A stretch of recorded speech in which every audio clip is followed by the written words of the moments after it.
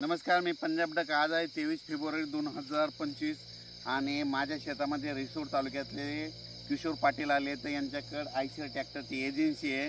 यांच्याकडे 75 एकर जमीन आहे आणि ते हरभरा पाहण्यासाठी आलेत. मी म्हणलं त्यांना अंधार झाला तर ते म्हणले तुम्ही चला मग आम्ही दाखवतो. तर मी म्हणलं मला काही हरकत नाही, कधी चला बॅटरी घेऊन जाऊ तर आपण बघू शकतो. आणि हे आलेले तर ते सांगतील तुम्हाला कसं वाटलं.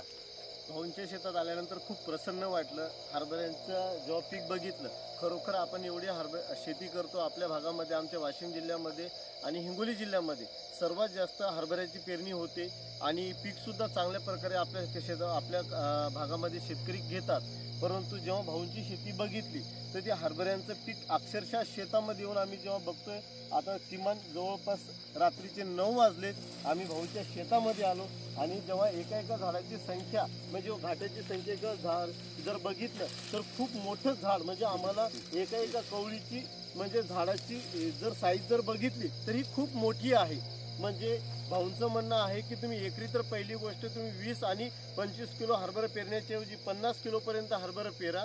आणि भाऊंचं जे पीक म्हणजे जे बियाणं आहे 81 इंदोरचं बियाणं आहे आणि त्याचे म्हणजे उत्पन्न जर बघितलं तर भाऊंच्या अवरेजनुसार आता माझ्या शेतामध्ये हरभऱ्यांचं जे उत्पन्न आहे ते एकरी 5 क्विंटल किंवा हल्ली 6 क्विंटलच्या वर होत नाही. आणि भाऊंचं जर बघितलं, भाऊनी काही शेतामधला हरभरा काढलेला आहे तर भाऊनी एकरी 16चा अवरेज काढलेला आहे.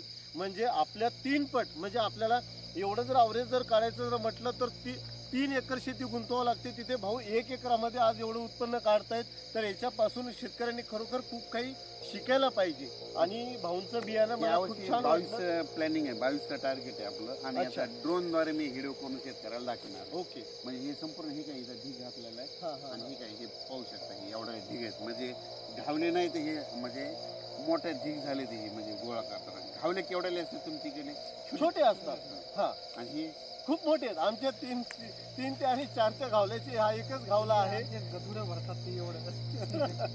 धन्यवाद. चला, ओके.